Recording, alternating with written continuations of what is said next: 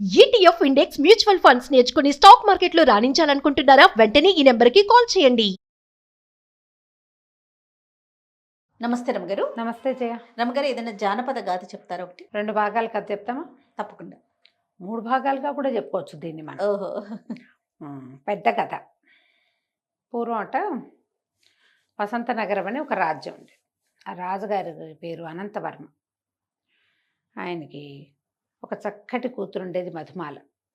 ఎంతో చక్కగా ఉండేది. అయితే ఏమైందట, ఒకనాటి రాత్రి ఒక కుర్రాడు రాజభవనంలో పట్టుబడ్డాడు. పట్టుకున్నారు కుర్రాన్ని పట్టుకుని తీసుకొచ్చేసరికి అక్కడ సర్వసైన్యాధ్యక్షుడు ఒకడున్నాడు, చాలా గట్టివాడు, వీరవర్మ. కుర్రాడు అతను కూడా. ఈ పట్టుబడిన కుర్రాన్ని తీసుకొస్తే తీరా చూస్తే వాడెవడు, వీళ్ళ ఆస్థాన వైద్యుడైన గోవింద శర్మ గారి కుమారుడు. ఓహో. వాడి పేరు ముకుందుడు. వీడు గ్యారంటీగా దొంగతనానికే వచ్చాడని అరిచారు. వీడు ఒప్పుకోలే. ఆ ముకుందుడు అన్నవాడు, కాదు నేను దొంగతనానికి రాలేదు, నేను రాజకుమార్తె కోసం వచ్చాను అన్నాడు. అనేసరికి వీళ్ళంతా నిర్ఘాంతపోయారు. రాజకుమార్తె కోసం రావటం ఏమిట్రా నీ బొంద అంటే, ఈ సైనికులు ఒకరిద్దరు చెప్పారు, ఈయన మామూలు వాడు కాదండి, కొంచెం వెర్రైనా, చూడ్డానికి అందంగా బ్రహ్మాండంగా 6 అడుగులు ఉన్నాడు, కానీ అమాయకుడు, వెరుబాగులు వాడు, ఏదో నోటుకొచ్చినట్టు మాట్లాడతాడు, వాళ్ళ నాన్నగారు పిలిచి అప్పచెప్పేసేయండి, వీడికి ఏమి పరీక్షించద్దు, ప్రశ్నించద్దు అంటే వీళ్ళు ఊరుకోలే.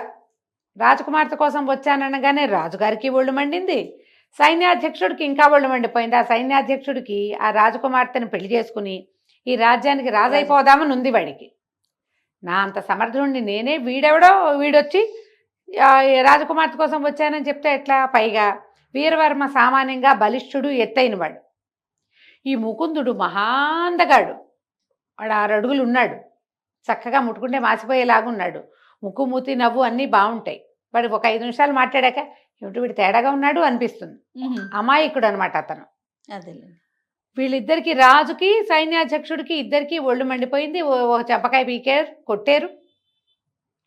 రాజకుమార్తె కోసం రావడం అంటే, రాజకుమార్తె అంటే నాకు పంచప్రాణాలు, మేమిద్దరం అప్పుడప్పుడు కలుసుకుంటున్నాము, రాజకుమార్తె కూడా నేనంటే ఇష్టం, వాళ్ళప్పుడెప్పుడో నేను వచ్చినప్పుడు ఆమె నవ్వింది, తర్వాత మేమిద్దరం మాట్లాడుకున్నాం అని చెప్పాడు. దీనికి పూర్వభాగం ఏం జరిగింది, గోవింద శర్మ గారు ఆస్థాన వైద్యుడు. రాజకుమార్తెకి మొహం మీద మొటిమలు వస్తాయి, ఏదైనా ఇబ్బంది వస్తుంది, చిన్న జ్వరం వస్తుంది, ఎప్పుడూ ఆయనే వైద్యం చేసేవాడు. ఈ రాజుగారి దగ్గరికి వచ్చేటువంటి చిన్న పొన్న సమస్యలన్నిటికీ ఆయనే వైద్యం. ఆయన రోజు రాజాస్థానానికి వెళ్ళి కూర్చునేవాడు. ఈ ముకుందుడు ఈయనకి లేక కలిగిన కొడుకు. వాడు చూపులకి బాగున్నాడు కానీ పిల్లవాడు అమాయక ప్రాణి. వాళ్ళ నాన్న గట్టి వైద్యుడే కానీ వీడికి ఆ వైద్యము పట్టుబడల, పెద్దగా చదువేది రాల. వీడికేవో చిన్న పొన్న చిట్కా వైద్యాలు చేయటము అలాంటివి నేర్చుకున్నాడు. ఏదైనా దెబ్బ తగిలితే దానికి మందేయటం, అంతే తప్పిస్తే వాళ్ళ నాన్నలాగా అదేదో అద్భుతమైనవి నాడి పట్టుకుని చెప్పటాలు అవి ఏమీ లేవు. పైగా 2-3 నిమిషాలు మాట్లాడాక ఒక విచిత్రమైన ధోరణి వచ్చేస్తుంది వాడికి. కొంతమంది ఉంటారు కదా అట్లా తెర్రగా ఉంటారు, పట్టిన కుందేటికి 3 కాళ్ళు అంటారు. నవ్వుతాడు, ఆ నవ్వు తీయడు మొహం మీద నుంచి. ఆయన ఎప్పుడూ తన కొడుకుని రాజుగారికి చూపించల. వాళ్ళ భార్య ఏమనేది, లేక పుట్టిన పిల్లాడు, వెరివాడో గొర్రివాడో ఎట్లా గోట్లా చూడ్డానికి బాగానే ఉన్నాడు కదా, పెళ్లి చేస్తే పిల్ల జల్లా పుడతారు, నువ్వు ఎటాగో సంపాదిస్తున్నారు, మీరు కాస్త జాగ్రత్త పెట్టి వాడికి అప్పచెప్తే వాడి భార్య పిల్లలు ఇల్లు నడుపుకుంటారని భార్య కొడుకుని ఏమీ అననిచ్చేది కాదు. అయితే ఈ ముకుందుడికి చుట్టుపక్కల గ్రామాలన్ని చోట్ల స్నేహితులు ఉన్నారు. వీళ్ళు ఎవరింటికైనా వెళ్ళినప్పుడు వాళ్ళు వాళ్ళు రాజభవనం ఎలా ఉంటుందని వీడిని అడిగేవాళ్ళు. వీడికేం తెలుసు, వాళ్ళ నాన్న తీసుకెళ్ళడు వాడిని. నేను వెళ్ళలేదంటే, అదేమిటి నువ్వు రాజవైద్యుడి కొడుకువి, అక్కడే ఉంటావు, నువ్వు ఎందుకు వెళ్ళలేదు అంటే వీడు ఒక ఛాలెంజ్ కింద తయారైంది. ఇక రోజు వాళ్ళ నాన్నని పీడించేవాడు, నన్ను ఆస్థానానికి తీసుకెళ్ళు అని. వాడి అబ్బాయికి బట్టలు బాగా వేసుకోవటం కూడా చేత కాదు, ఏదో విచిత్రమైన రంగులు వేసుకుంటాడు, పూర్తిగా తేడానే. ఆయనకేంటంటే కుర్రాడు మామూలుగా లేడంటే పరువు పోతుంది.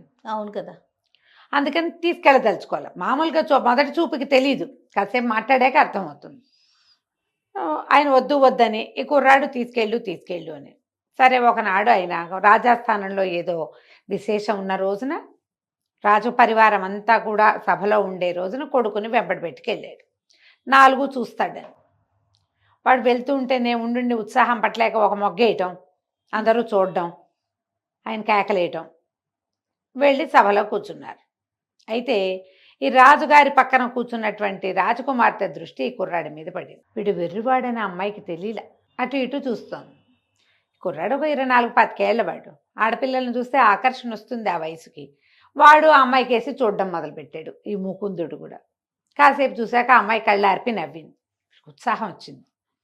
మెల్లిగా ఒకసారికి నవ్వులు పెరిగినాయి.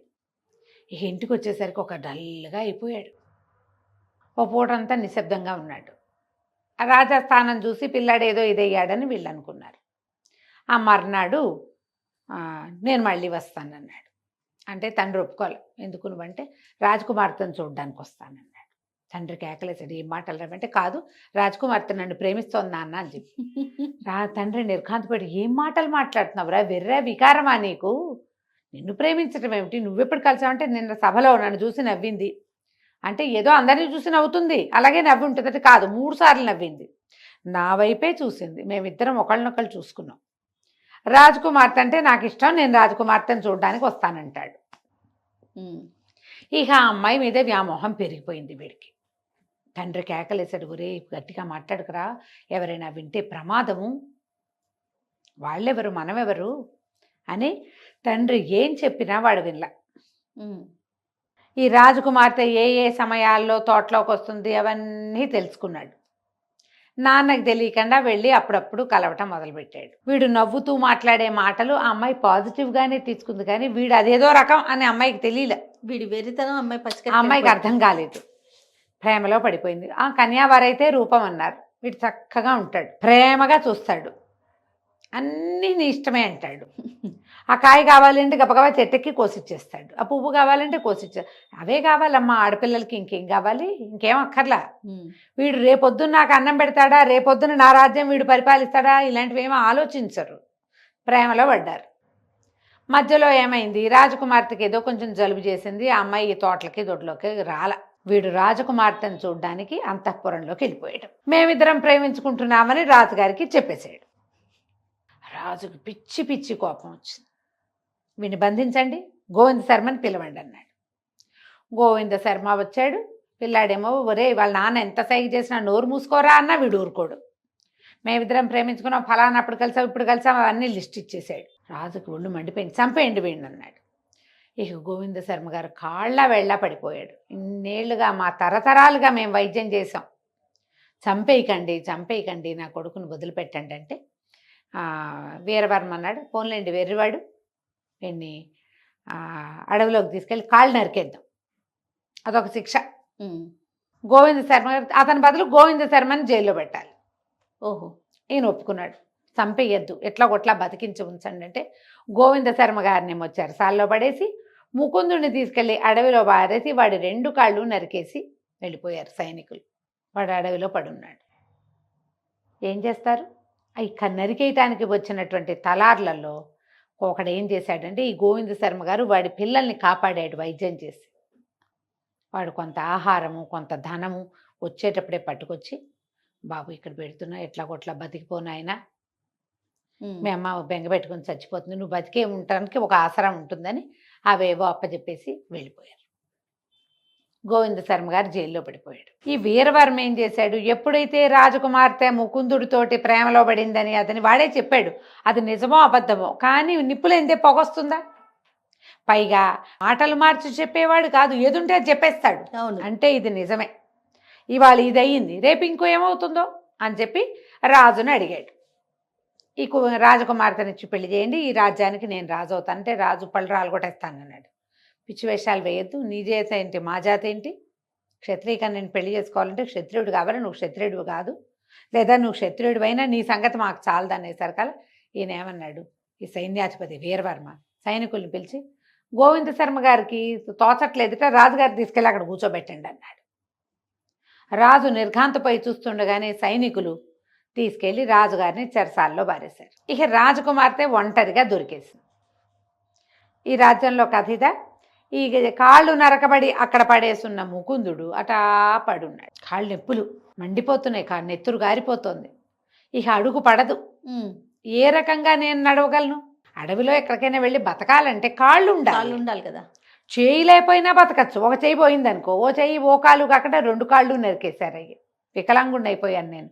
వాడు ఏడుస్తూ పడున్నాడు. కాసేపటికి పిచ్చి దాహం వేసేస్తోంది. ఏం చెయ్యాలో తెలియదు. అటా పడుంటే ఇంతలో ఏమైంది, ఏదో పెద్దగా కిచకిచ అనే శబ్దం అయ్యి ఒక పక్షి ఒకటి పరిగెత్తుకుంటూ వచ్చి ఇతని దగ్గర పడిపోయింది. ఎక్కడి నుంచో చిన్న పక్షి, పెద్ద తోక, చాలా కుచ్చుకుచ్చుగా ఉంది. దానికి వెనకకి అంత పుల్ల దిగి ఉంది వెనక భాగంలో. అయ్యో అని దాని దగ్గరికి తీసుకున్నాడు. ఆ పక్షి వెంటనే ఏం చెప్పింది, విచిత్రంగా మాట్లాడింది. నన్ను రక్షించు, నన్ను రక్షించు, నీకు సహాయం చేస్తాను, 2 వేటగాళ్ళు వస్తున్నారు, వాళ్ళ నుంచి నన్ను రక్షించు అనగానే పై ఏం చేశాడు, వీడికి చిన్న చిన్న వైద్యాలు తెలుసు కదా, ఆ పుల్ల లాగేసి విసిరేశాడు. విసిరేసి కాస్త అటు ఇటు చూస్తే ఏవో 2-3 ఆకులు కనపడ్డాయి. డేక్కుంటూ మెల్లిగా ఆకులు తీసుకొచ్చి నలిపి ఆ పక్షికి ఎక్కడైతే దెబ్బ తగిలిందో పుల్ల లాగేశాడుగా అక్కడ పెట్టేసి దాన్ని గట్టిగా అదం పెట్టి ఆ పక్షిని ఇట్లా తన బట్టల్లో దాచుకుని పొదల చాటుకి మెల్లిగా డేక్కుంటూ వెళ్ళి ఒక పొద చాటును కూర్చున్నాడు. 2 వేటగాళ్ళు వచ్చారు అక్కడికి. ఇక్కడే ఎక్కడో పడిందిరా, ఎక్కడ ఉంది అని వెతకడం మొదలుపెట్టారు. ఎంత వెతికినా వాళ్ళకి కనపడ్డా.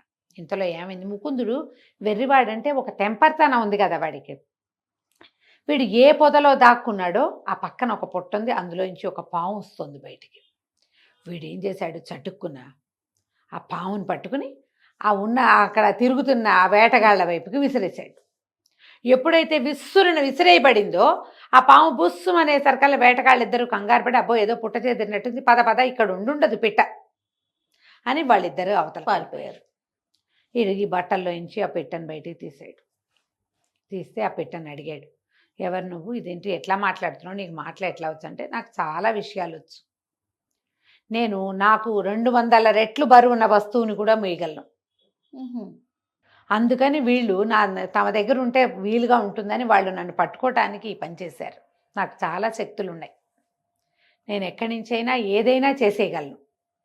అని పట్టుకోవటం కోసం చిన్న పుల్ల విసిరారు, అదేమో డొక్కల్లో దిగింది, నువ్వు వేసిన మందు వల్ల అది తగ్గిపోయింది, చెప్పు నీకేం సహాయం చేయమంటావు అంటే, నాకు దాహం వేస్తోంది అన్నాడు. అనేసరికల్లా ఈ పక్షి అంది, ఇక ఈ మొక్కల్లో చూడు, ఏదైనా ఒక ఆకుతో చిన్న దొప్ప చేసి నా ముక్కుకు తగిలించు, నేను నీకు నీళ్లు తెచ్చి పెడతాను. ఇతను ఆకుని ఇట్లా దొప్పలాగా చేసి చిన్నగా ఒక పుల్ల పెట్టి కుట్టేసి ఆ పక్షికి ఇచ్చాడు. అది రివ్వున ఎగిరి ఎక్కడికో వెళ్ళి దాని నిండా ఇట్లా నీళ్లు ముంచి తీసుకొచ్చింది.